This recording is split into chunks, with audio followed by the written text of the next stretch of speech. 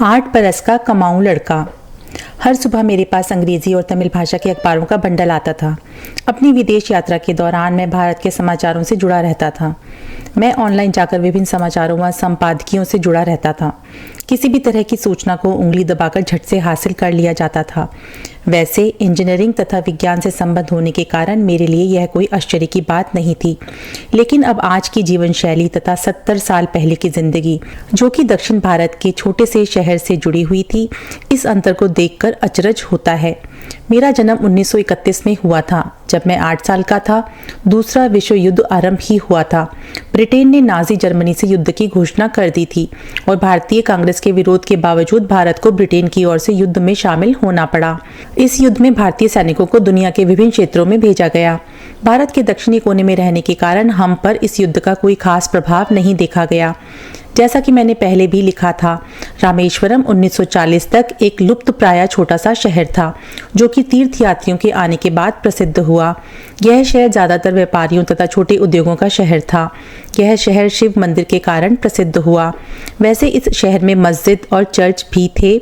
यहाँ के निवासी शांतिपूर्वक जीवन बिता रहे थे। अन्य शहरों व गांवों की तरह इस शहर में दंगे नहीं भड़कते थे। हमारे शहर में भारी जानकारी प्राप्त करने का एक ही साधन था, अखबार। अखबारों को लोगों तक पहुंचाने का कार्य मेरे चचेरे भाई शमशुद्दीन की एजेंसी द्वारा किया जाता था। जलालुद्दीन की तरह मेरे जीवन पर मेरे इस भाई का भी अच्छा प्रभाव पड़ा था। यद्यपि वह लिख पढ़ सकते थे, परंतु उन्होंने कोई उच्च शिक्षा प्राप्त नहीं की थी और ना ही वह जगह जगह की यात्रा कर सकते थे। फिर भी उनका मुझसे बेहद स्नेह था। वह मुझे कई कार्यों के लिए प्रेरित करते थे। ये भी कहा जा सकता है कि वह मेरे लिए ज्ञान का स्रोत थे। ये दोनों व्यक्ति मेरे विचारों व ध्येयों को कार्यान्वित करने के पहले ही समझ जाते थे। मेरे विचार में उनका क्षेत्र सिर्फ अपने व्यापार तक ही सीमित नहीं था। वे विस्तृत विश्व की जानकारी रखते थे। शमशुद्दीन की एजेंसी ही रामेश्वरम में अखबार बांटती थी। इस शहर में लगभग 1000 शिक्षित व्यक्ति थे। वह उन सबको अखबार बेचते थे। उन अखबारों में स्वतंत्रता संग्राम से जुड़ी जानकारियां सुर्खियों में दी जाती थी। उन समाचारों को लोग रुचि लेकर पढ़ते थे और उन पर चर्चा भी की जाती थी। इन समाचार पत्रों में युद्ध से जुड़ी खबरें भी छपती थीं, जिनमें हिटलर व नाजी सैनिकों का विवरण भी दिया जाता था। इनके अलावा अन्य साधारण समाचार भी छपते थे, जिसमें ज्योतिष से संबंधित विषय या सोने चांदी के भाव छपते थे, जिन्हें पाठकों द्वारा पसंद किया जाता था। तमिल पेपर दिनामणि सबसे चर्चित समाचार पत्र था। रामेश्वरम में समाचार पत्रों के पहुंचने का एक अलग ही ढंग था। वे समाचार पत्र रोज सुबह रेलगाड़ी से रामेश्वरम स्टेशन पर पहुंच जाते थे। स्टेशन से वे अखबार पाठकों तक भेजे जाते थे। यह शमशुद्दीन का कार्य था, जिसे वह पूरी मेहनत से निभा रहे थे। दूसरे विश्व युद्ध की रोज की गतिविधियों से हम अवगत हो रहे थे और समाचार पत्रों के वितरण के कार्य ने मेरे जीवन को भी अनोखे ढंग से प्रभावित किया था। युद्ध के कारण ब्रिटिश सरकार ने विभिन्न प्रतिबंध तथा खाद्य वस्तुओं पर राशनिंग लगा रखी थी। इस काल को आपातकाल भी कहा जा सकता था, जो कि पूरे देश में लागू था। हमारे बड़े परिवार को भी विभिन्न परिस्थितियों से गुजरना पड़ रहा था। कपड़े, खाने की वस्तुओं आदि का प्रबंध करना भी मुश्किल सा हो गया था।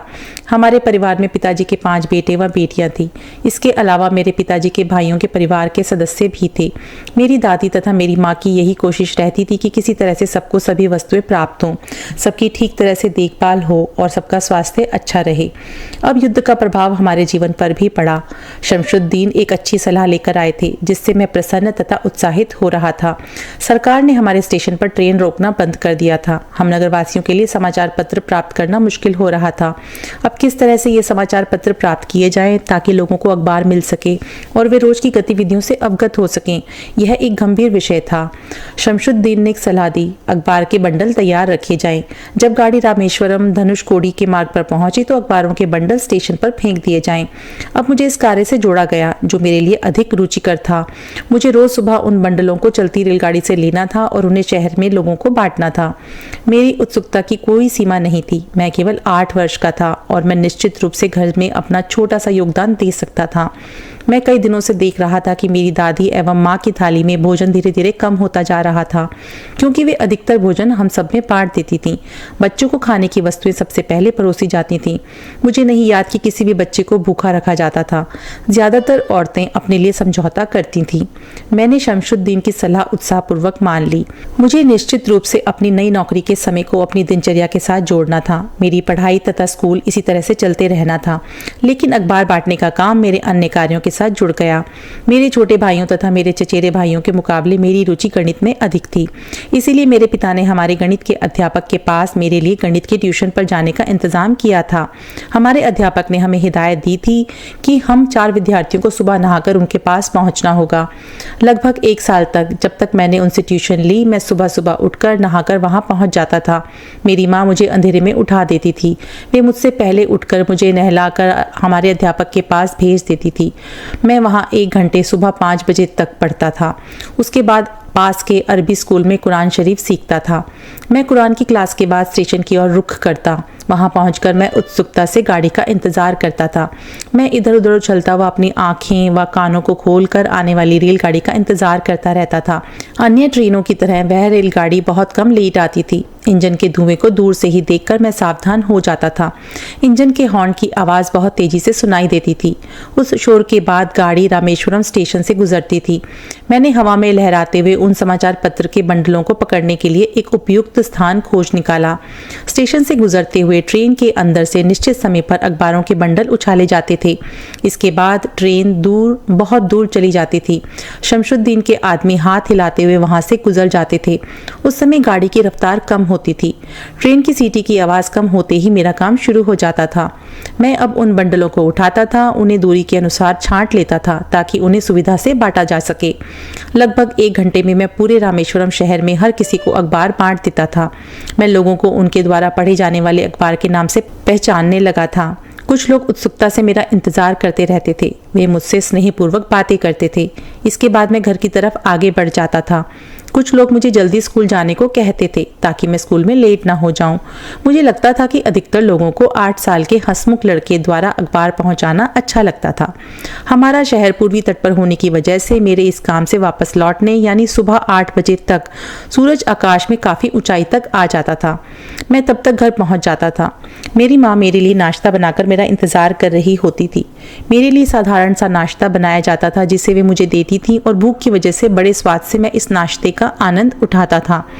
मेरी माँ मेरे सामने बैठकर देखती रहती थी कि मैं पूरी तरह से अपना नाश्ता खत्म करूं और कुछ भी ना छोड़ूं, लेकिन मेरा काम अभी खत्म नहीं होता था। शाम को स्कूल से लौटने के बाद मैं शमशुद्दीन के उन ग्राहकों से पैसे वसूल करता था जिनको अखबार बांटे गए थे। उसके बाद मैं उनसे मिलता था। वह अब अपने हिसाब को मिला लेते थे। शाम को समुद्र के किनारे बैठकर जहां हल्की हल्की ठंडी हवा बह रही होती थी, जलालुद्दीन या शमशुद्दीन दिन के अखबार को खोल लेते थे। हम अधिकतर दिनामनी पर चर्चा करते थे। हम में से एक ऊंची आवाज में अखबार पढ़ता था। धीरे धीरे हमारे सामने बाहरी दुनिया का नक्शा आ जाता था। गांधी जी, कांग्रेस, हिटलर, पेरियर, ईवी रामास्वामी की छवि और उनके शब्द इस वातावरण में गूंजने लगते थे। मैं अपनी उंगलियों से उनके संदेशों तथा उन महापुरुषों की फोटो महसूस करता था और उनके अस्तित्व को अपने बीच में देखता था। मैं सोचता था कि एक दिन मैं मद्रास, बंबई, कलकत्ता शहरों में जाऊंगा। किसी तरह से अगर मेरी मुलाकात नेहरू और महात्मा गांधी से हो जाए तब मेरी मनोस्थिति क्या होगी। मेरे मन में आए विचार मेरे साथियों के शोर से समाप्त हो जाते थे। उसके बाद मैं रात के खाने के लिए अपने घर पहुंच जाता था। बाद में मुझे अपना स्कूल का होमवर्क भी करना होता था। 8 वर्ष के एक बच्चे के लिए इससे अधिक हिम्मत नहीं होती थी। रात 9 बजे तक मैं गहरी नींद में सो जाता था क्योंकि अगले दिन मुझे पढ़ने के अलावा और भी कई काम करने होते थे। यह प्रक्रिया लगभग 1 वर्ष तक चलती रही। अब मैं लंबा तथा भूरे रंग का हो गया था। अब मुझे अंदाजा हो चुका था कि किस तरह से अखबार के बंडलों को उठाकर विभिन्न घरों में जाकर एक निश्चित समय पर अखबार पहुंचाना है। मैं अब शमशुद्दीन के हिसाब को भी अच्छी तरह समझ चुका था। मैं अपने दिमाग में हिसाब लगाकर रखता था। एक दिन में कितने पैसे मिले, किन पाठकों से कितना पैसा लेना है। अब मुझे एहसास हो गया था कि एक कमाने वाले आदमी की क्या परेशानियां हो सकती हैं। सुबह से ही दिन भर की जिम्मेदारियों के लिए तत्पर रहना पड़ता था। होमवर्क, ट्यूशन, सुबह की इबादत साथ ही साथ जुड़ी हुई थी। लेकिन मद्रास धनुषकोडी मेल मेरे लिए इंतजार नहीं कर सकती थी। मुझे अपने निश्चित समय व स्थान पर स्टेशन पर पहुंचना होता था ताकि हवा में उछाले गए बंडलों को लपका जा सके। यह मेरा पहला अनुभव था अपनी जिम्मेदारी को निभाने का। अपने दोस्त शमशुद्दीन को दिए गए वचन को निभाने का भी यह अच्छा मौका था जिसे मैं पूरी मेहनत से पूरा कर रहा था। मेरे लिए यह समय रोचक था जिसे मैं स्नेह से जी रहा था। मेरे लिए दिन भर की थकावट चिंता का विषय नहीं होती थी। मेरी माँ इस इस जिम्मेदारी व कार्य से परेशान होकर अक्सर इसकी शिकायत करती थी, परंतु मैं सिर को हिलाकर मुस्कुराकर अपने काम करता रहता था।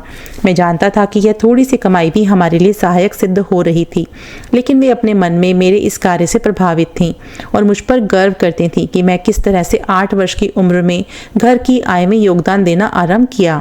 यह मेरी प्रेरणा को बढ़ाने वाला था और मैं हंसता हुआ अपने सफर पर अग्रसर रहा।